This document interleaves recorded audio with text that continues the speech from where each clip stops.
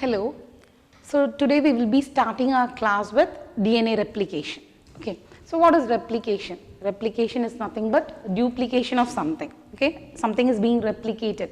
A replica or a duplicate is being formed. That is what is the meaning of replication. So here DNA is being replicated. Why is this DNA replication necessary actually?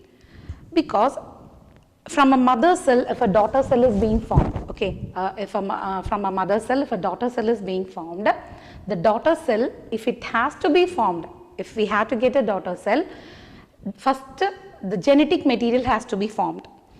The genetic material, the nucleus, and then only the cytoplasm and all other things can be originated, right? So, from a mother cell, when a daughter cell is forming or when a daughter cell is being divided, what happens there is, the genetic material is replicated. The genetic material or the DNA from the mother cell is replicated into the daughter cell, okay? And genetic material is formed first in the daughter cell, and only then all the other matters of the cell will surface up and a new cell will be formed, okay? That is how a mother cell, from a mother cell, a daughter cell or daughter cells are formed. So first the genetic material has to be formed for any cell division. If a cell division has to occur, first genetic material of the newly formed cell has to come up, only then the new cell can originate, okay? Yes. So what happens is so we saw the enzymes, various enzymes that play role in this DNA. What are the enzymes that play important role in this DNA replication? We saw it in the last class. So you all know DNA polymerase, that is DNA dependent DNA polymerase, helicase, primase and DNA ligase. All these are the enzymes, they play their important role, right? Yes. So what to say is, what actually happens is, see this DNA dependent DNA polymerase enzyme. Why we are saying it is DNA dependent DNA polymerase enzyme? Because DNA polymerase enzyme will act or it will polymerize only DNA strands. It will not polymerize RNA strand. If DNA polymerase has to work, it requires a DNA strand. That's why it is called DNA dependent DNA polymerase enzyme. Okay. So we discussed about this DNA polymerase and all in detail in our last classes. So I am not going to go into that. Okay. So I am going to take for you about a replication of DNA. See, actually, if a new strand has to be synthesized from the mother strand of DNA. A new strand has to be replicated. What is required is the DNA polymerase, it has to synthesize, isn't it? It has to synthesize, it has to polymerase the mother strand. So for that, what should be done? This, double-stranded DNA, it has to be separated. The double-stranded DNA, it has to be separated. So which is the enzyme that plays key role in unwinding of this helix, double-stranded DNA helix, which is the enzyme that plays role? It is nothing but the helicase. Helicase is the enzyme. Okay, so what does helicase do? It will unwind the tightly bound double-stranded DNA. Helicase will, it will unwind, it will break. See, we all know base pairs are present in each, each turn or each groove. So all these things we studied in detail the structure of DNA, right? So what happens is, this helicase enzyme, it will cause cut in this DNA strands. Okay. So this is just a model of DNA. So I'll draw it for you in a little bigger, right, for you to understand. Okay. So what happens is, so you just think, okay, this is the DNA strand, right? So if this is the DNA strand, okay, if this is the DNA strand, so what happens is, this this helicase enzyme, it will cause the unwinding of the tightly wound DNA strand, okay. So only at a small fragment this DNA will unwind and it will DNA replication will occur. Why is it so? Because the entire length of this DNA strand cannot be unwound or entire length cannot be polymerized. Why? Again, because it is a high energy requiring process. It requires a huge amount of energy and that much energy can't go into it. for this process inside a cell. Okay, cell has so many other functions including cellular respiration, or protein synthesis, this, that, and so many things are going on inside a cell. So even all the energy can't be put up into unwinding or polymerization process, right?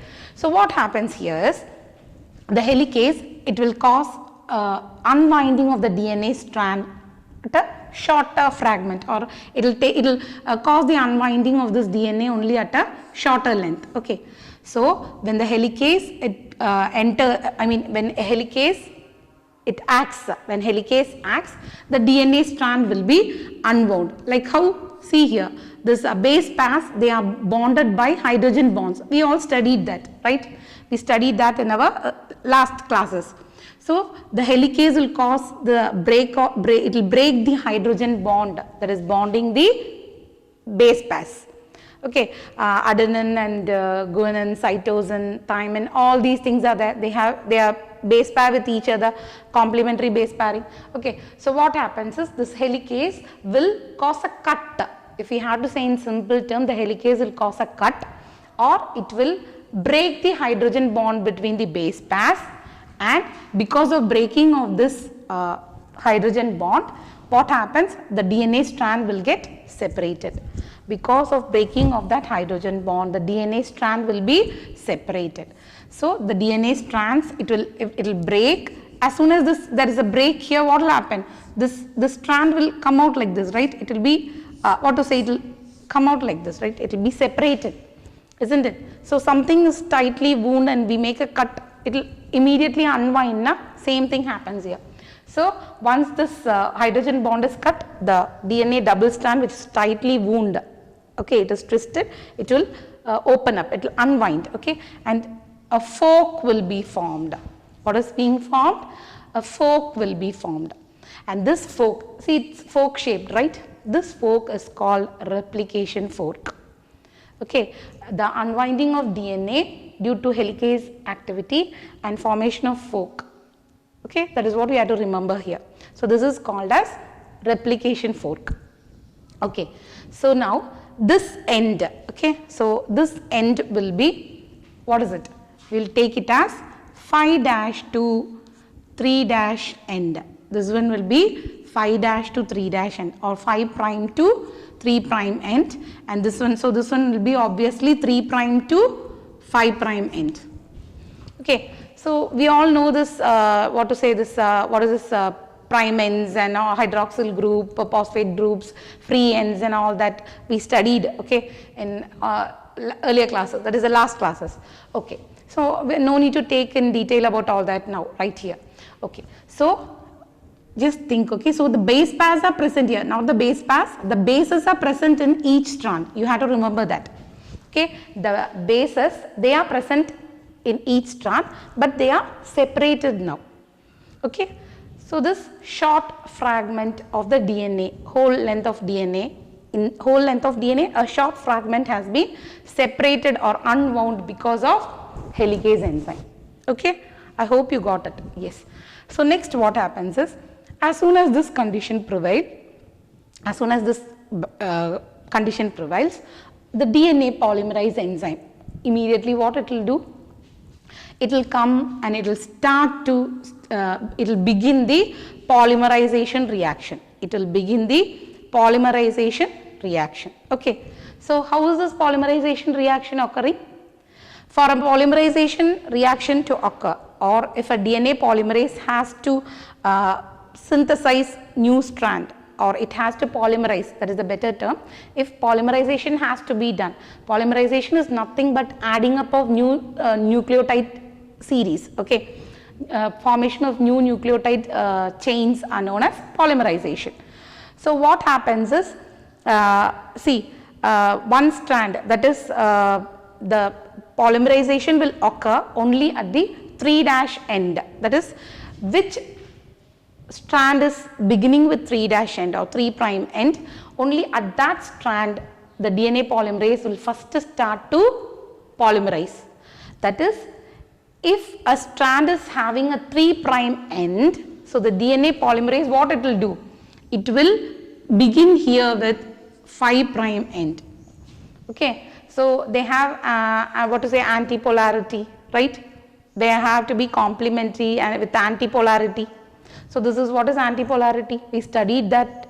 Okay, so where there is 3' end of a DNA fragment, that is the hydroxyl group is there. From beginning with that 3' end only, what will do? This DNA polymerase will start to polymerize. It will start polymerization. So if it is starting the polymerization, what it will be doing? The DNA polymerase enzyme will begin with a DNA strand starting with 5' end. So the DNA polymerase will come, it will read the bases, and according to reading the bases, what it will do is, it will synthesize the strands or the base pairs complementary to the bases present in this strand. Okay, so DNA polymerase, what it will do is, as soon as it comes here, it will start to read the bases present in the strand, which is beginning with 3' end or 3' end. And what it will do is, that reading process, it is known as, that is what we call it as polymerization process. So the DNA polymerase enzyme will start to read the bases, and according to that basis, what bases are present here, what nitrogen bases are present here, according to that basis, they will synthesize complementary bases. Okay, complementary bases the other side, and that complementary base strand, that newly synthesizing strand or the daughter strand, it will begin, or it will start only with the 3' end. You have to remember that. That is what is known as antipolarity. Okay, so what is happening here actually? So the old DNA strand, it is acting as the mother strand, or we call it as template strand. Why it is called template strand? Only from the template strand a new strand is being synthesized. Okay, so using this mother strand, mother DNA strand, what is this DNA polymerase doing? It is synthesizing a new daughter strand. Okay, so the mother strand, it has to begin, or the template strand will begin with 3' end, and the newly synthesized strand or the daughter strand of DNA will begin with 5' end. So the DNA polymerase will begin to read the base pairs, and it will synthesize the complementary base pair in the other side, and a nucleotide series or a nucleotide chain will be formed. And so a new DNA strand or a daughter DNA strand is formed. So this will be the newly synthesized DNA strand. Newly synthesized DNA strand.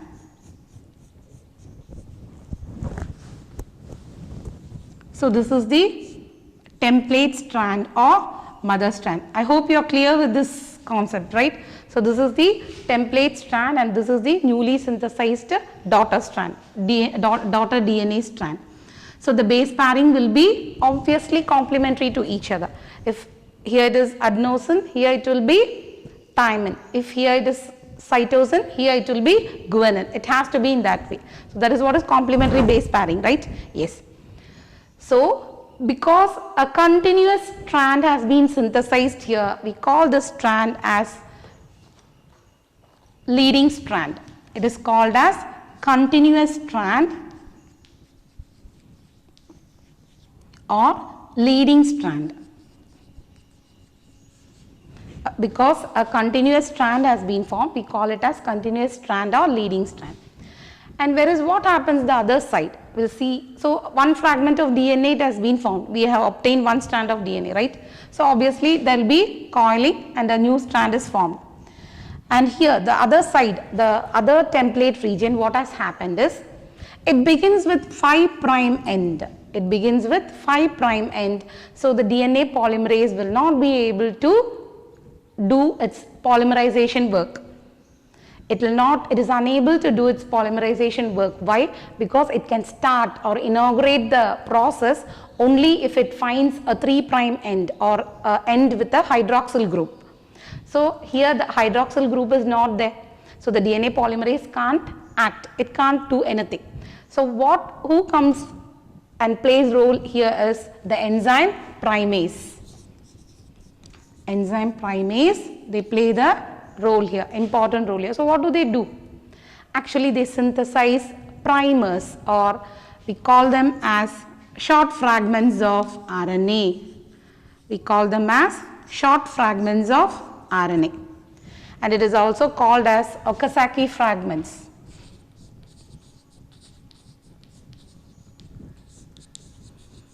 The short strands that are being synthesized are called as Okazaki fragments based on the scientist name, right? Yes. So what happens here is, in the 5' to 3' end, or the 5' to 3' end, DNA polymerase can't begin polymerization. So it requires a primer segments here. Primer in the sense, what is the meaning of primer? It indicates primary, something which is initiating something, okay, which is something which is necessary to begin something. That is what is the term primer actually it means. So what this primase enzymes it will do is, it will add short bits of RNA strands. It will add, like how this DNA polymerase work, the same way the primase enzyme, it will start to read the base pairs present in the other strand. It will read the base pairs, but it will not be able to produce a continuous strand. So what happens here is, the primase, it will add up, or it will create, or it will synthesize short RNA fragments. It will produce short RNA fragments, and that RNA fragments, they will be very short or in bits, right? Why? Because they cannot produce, the primase will not produce a continuous strand here. That is why this is called as discontinuous strand or lagging strand. Here it is continuous strand, and here it is discontinuous strand, or it is also called as lagging strand. It is also called as lagging strand. Okay, this strand is called as lagging strand, and this one we also know that it is leading strand. Okay. So what happens is, this primase, it will add the primers or the short DNA fragments, RNA fragments, okay. So the primase enzyme, it will add short primers, that is, the primers are nothing but short RNA fragments, discontinuous short RNA fragments. And so obviously what is happening here? Here if it is 5' end, that is 5' end, here it obviously has to be 3' end. The RNA fragment has to begin with 3' end, hydroxyl group, isn't it? Yes. So our DNA polymerase enzyme, what has it got now? It has got a 3' end material. It has got a 3' end material. So immediately what will this DNA polymerase do? It will start to synthesize a new strand here. It will start to synthesize a new strand. According to this short RNA, blocks, short RNA fragments. According to the short RNA, see, this will be complementary to this, and this will be complementary to this, right? So what happens is, it will form a short fragments, short DNA fragments are synthesized by DNA polymerase enzyme. Why? Because DNA polymerase enzyme, it requires a 3' end, and it has obtained a 3' end. So immediately it will read this base pairs present in this short fragments, and it will synthesize a discontinuous strand. It will synthesize a discontinuous strand. You are getting it? Yes. So now this discontinuous strand is not enough for us, right? So what has to be done here? The strand will be the synthesized strand, the newly synthesized DNA strand, they will be, which are in fragments, they will be joined together by the enzyme DNA ligase or DNA ligase, however you pronounce it, right? DNA ligase, what it will do? It will join the DNA fragments. Okay, so a continuous strand has been obtained here, and the primers will be removed. Okay, the primers will be removed, and now you just see, okay. So we have obtained 2 strands of DNA. This is one strand of DNA, and this is another strand of DNA. So now we have obtained 2 strands of DNA. So this is how replication of DNA or copying of DNA occurs. From one mother strand, from one DNA mother strand, 2 daughter DNA strands have been obtained, and the DNA has been replicated here. Okay, I hope you understood this process.